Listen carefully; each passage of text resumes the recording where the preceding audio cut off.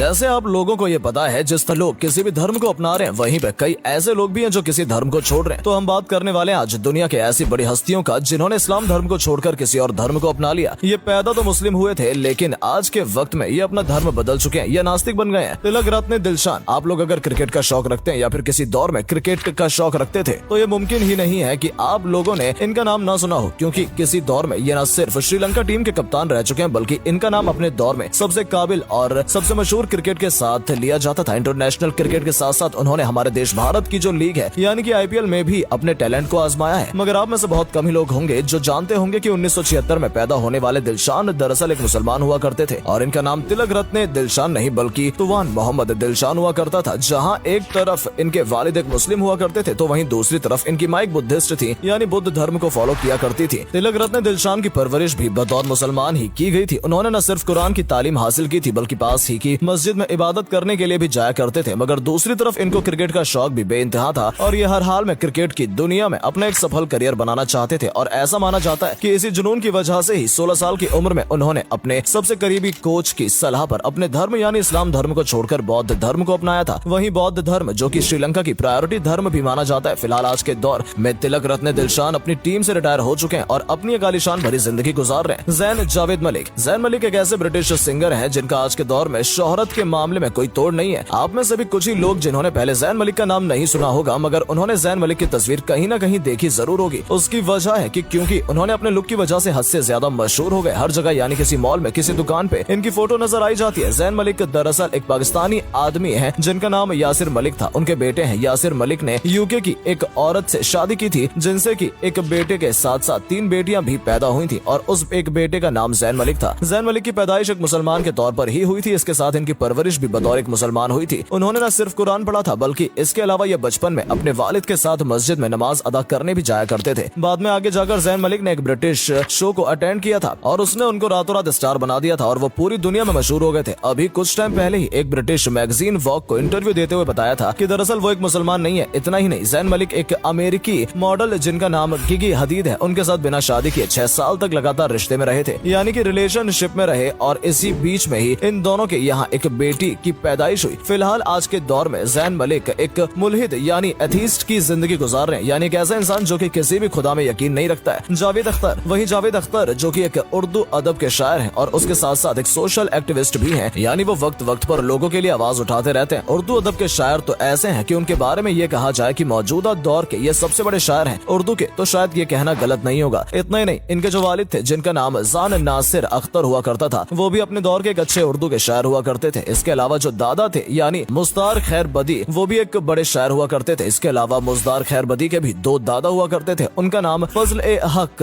खैर बदी हुआ करता था। वहीं फजल ए हक खैर बदी जिन्होंने 1857 की क्रांति में एक बड़ा किरदार अदा किया था और जिनको एक बड़े फ्रीडम फाइटर के तौर पर आज भी याद किया जाता है। इतना ही नहीं, उस दौर में इनकी गिनती हिंदुस्तान के सबसे बड़े उलेमाओं के साथ की जाती थी। फिलहाल जावेद अख्तर अब शोहरत के मामले में अपने बाप दादा परदादा सबको पीछे छोड़ चुके हैं। इनकी शायरी के कलम में वो जादूगरी है कि उनके दुश्मन भी इनकी तारीफ किए बिना नहीं रह पाते हैं। इनके 2 बच्चे हैं, यानी कि फरहान अख्तर और जोया अख्तर, वो भी बॉलीवुड में सफल करियर बना चुके हैं। मगर एक इंटरेस्टिंग बात कि जावेद अख्तर मुसलमान पैदा हुए थे। आज के दौर में वो मुसलमान नहीं है। वो खुद ही कई इंटरव्यूज में ये बात एक्सेप्ट कर चुके हैं कि आज की डेट में वो ना ही किसी धर्म को फॉलो करते हैं और ना ही किसी धर्म की रस्म रिवाज पर यकीन रखते हैं और ना ही किसी खुदा पर यकीन रखते हैं। यानी आसान लफ्जों में ये समझा जाए कि जावेद अख्तर भी बतौर एथिस्ट यानी नास्तिक की जिंदगी गुजार रहे हैं, जिनके मुताबिक खुदा का कोई वजूद ही नहीं है। नरगिस दत्त। वही नरगिस दत्त जिनकी गिनती किसी दौर में बॉलीवुड की सबसे मशहूर और सबसे काबिल अदाकारा में की जाती थी। नरगिस दत्त अपने साथ काम करने वाले एक एक्टर जिनका नाम सुनील दत्त था, उनसे प्यार कर बैठी। ऐसा माना जाता है कि सुनील दत्त ने एक बार जब सेट पर आग लग गई थी तो अपनी जान पर खेलकर नरगिस को बचाया था और यही वो चीज थी जो इन दोनों के बीच शादी की वजह बनी थी। इसके बाद में इन दोनों को यहाँ पर 3 औलाद भी पैदा हुई थी, जिनमें से एक औलाद वो लड़का भी था जिसको हम सब आज के दौर में संजय दत्त के नाम से जानते हैं। हालांकि सुनील दत्त से शादी करने के साथ ही नरगिस दत्त अपना धर्म बदल चुकी थी, बल्कि धर्म के साथ साथ अपना नाम भी बदलकर निर्मला दत्त रख लिया था। फातिमा सना शेख। फातिमा सना शेख जो कि आमिर खान की फिल्म दंगल से मशहूर हुई हैं। दंगल की कामयाबी के बाद उनको बॉलीवुड की कई और भी बड़ी बड़ी बजट की फिल्में मिल चुकी हैं। आपको बता दूं कि दरअसल फातिमा सना शेख की जो माँ है वो एक कश्मीरी मुस्लिम है, जबकि इनके जो वालिद हैं वो एक कश्मीरी हिंदू हैं। उनकी परवरिश बतौर मुसलमान ही की गई थी। यही वजह है कि इनका नाम भी मुसलमानों जैसा ही है, लेकिन अब वो एक नास्तिक बन चुकी हैं। वो खुद अपने एक इंटरव्यू में ये बात एक्सेप्ट कर चुकी हैं कि उनको ना तो अब हिंदू कहा जाए और ना ही मुस्लिम कहा जाए, क्योंकि वो तो किसी भी धर्म में कोई यकीन नहीं रखती हैं। परवीन बाबी। दोस्तों 70 और 80 के दशक में बॉलीवुड की दुनिया में अगर सबसे ज्यादा डंका किसी नाम का बज रहा था तो वो कोई और नाम नहीं बल्कि परवीन बाबी का ही था। परवीन बाबी उस दौर में अपनी तरफ से दिए गए फिल्मों में बोल्ड सीन की वजह से हद से ज्यादा मशहूर हुई थी। बात करें अगर परवीन बाबी की पर्सनल लाइफ के बारे में तो ये बता दूं कि इनका जन्म 4 अप्रैल 1954 को हुआ था। जिस फैमिली में ये पैदा हुई थी वो फैमिली मुस्लिम तो थी ही साथ मजहबी भी थी, यानी बकायदा ये इस्लाम धर्म को प्रॉपर फॉलो किया करते थे। इनके जो वालिद थे यानी कि इनके फादर, उनका नाम वली मोहम्मद बाबी हुआ करता था। बाद में जब ये बॉलीवुड की दुनिया में काफी मशहूर हो गई थी तो इनका नाम अमिताभ बच्चन के साथ साथ बॉलीवुड के कई बड़े बड़े सुपरस्टार के साथ जोड़ा गया था। पहले तो ये हिंदू साधु जिनका नाम यूजी कृष्णमूर्ति था उनकी भक्त बनी थी और बाद में उन्होंने इस्लाम धर्म को छोड़कर ईसाई धर्म को अपनाया था। फिलहाल परवीन बाबी सन 2005 में अपने फ्लैट के अंदर मुर्दा हालत में पाई गई थी। इनकी मौत कई दिन पहले ही हो चुकी थी, मगर क्योंकि अपने आखिरी दिनों में तन्हाई और बिल्कुल अकेलेपन की जिंदगी गुजार रही थी इसलिए आखिरी समय में इनके पास कोई इंसान मौजूद ही नहीं था। तस्लीमा नासरीन। तस्मीला नासरीन न सिर्फ एक मशहूर बल्कि हद से ज्यादा विवादित राइटर हैं। इनका जन्म सन 1962 में ईस्ट पाकिस्तान के यानी कि उस इलाके में हुआ था जहां पर आज के दौर में बांग्लादेश मौजूद है। एक मुस्लिम फैमिली में पैदा होने वाली तस्लीमा नासरीन ने MBBS की डिग्री हासिल की है, मगर वक्त के साथ साथ इनके विचार बदल गए और इन्होंने जिस तरह की किताबें लिखना शुरू की और जिस तरह के बयान देना शुरू किए उनके अपने देश के मुसलमान यानी बांग्लादेश के मुसलमान नाराज हो गए। तस्लीमा नासरीन की मुसलमानों के खिलाफ लिखी गई किताब एक ऐसी थी, इस बात का अंदाजा लोग इस बात से लगा सकते हैं कि आज के दौर में न सिर्फ ज्यादातर मुस्लिम देशों में इनकी किताब बैन है बल्कि खुद इनके अपने देश यानी बांग्लादेश से इनको 1994 में हमेशा के लिए निकाल दिया गया था। ये एक लंबे वक्त तक यानी कई सालों तक यूरोप और अमेरिका जैसे देशों में रहती रही, मगर 2004 से ये हमारे देश भारत के अंदर ही रह रही हैं और अभी भी वक्त इस्लाम के खिलाफ विवादित हद से ज्यादा विवादित बयान देती रहती हैं।